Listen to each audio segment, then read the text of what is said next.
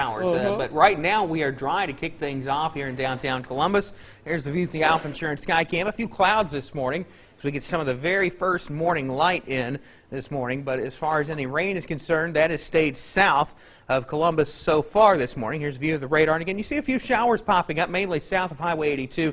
Starting to see some rain popping up now in Starkville. Some heavier showers approaching Louisville here within the next couple of minutes. Also some rain in central Attala County. Even a couple of light showers popping up in Noxubee County. It looks like it's just to the east of Macon right now. And temperatures in the upper 60s and lower 70s this morning to kick things off as we go through the rest of the day. Again, we'll keep the chance in for a few hit or miss showers or storms. The better chance for rain is the further south you go. So the further south and east you go today, that's where the best chance of rain will be. About a 20% chance of rain in Tupelo, 30% in the Golden Triangle. Once you get places like Louisville and Macon, about a 40% chance of rain as we go through the day. But those rain chances are going to pick up as we go towards the middle and end of the work week. I'll have details on that in your full forecast coming up in just a few more minutes. Renee?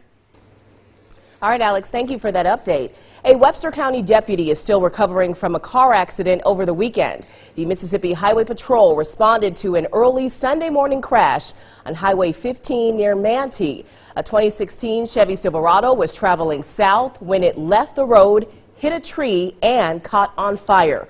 32-year-old Deputy Chad Tedder of Eupora and a woman passenger, 29-year-old Danny Faulkner of Columbus, were both transported to North Mississippi Medical Center in Tupelo. They were treated for serious but non-life-threatening injuries. This accident remains under investigation by MHP.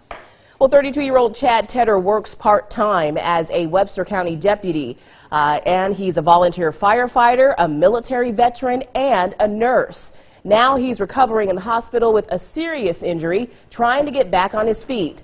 The Mississippi Highway Patrol, Webster County Sheriff's Department, and the Manatee Volunteer Fire Department responded to the crash. Webster County investigator Landon Griffin says they worked the scene for around 5 hours. He needs the community to come together, prayers, thoughts, whatever, to get, for him.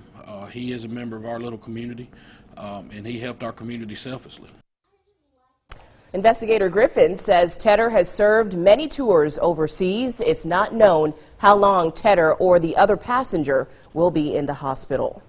A relative of the suspect in Saturday's deadly shooting spree in Lincoln County says the family saw warning signs about his behavior. Investigators say Willie Godbolt gunned down 7 of his relatives and a sheriff's deputy Saturday night.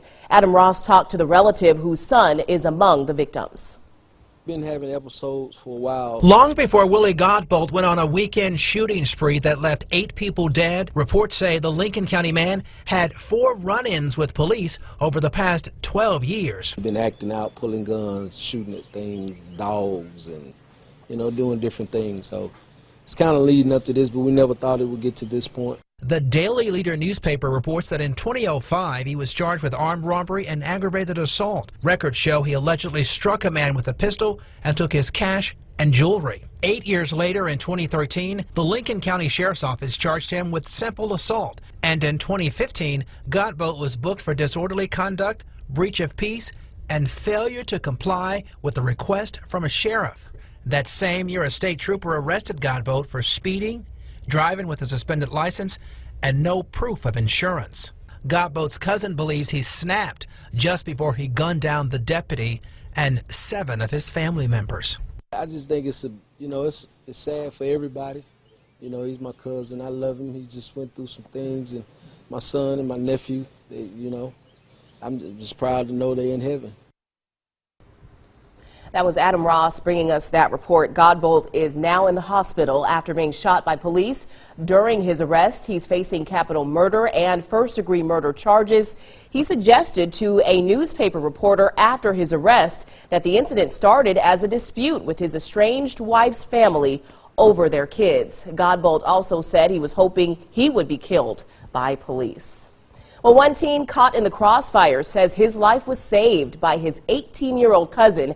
Caleb Edwards says Willie Godbolt entered their home early Sunday morning and started shooting. Edwards says he was shielded by his cousin Jordan Blackwell, who was shot to death.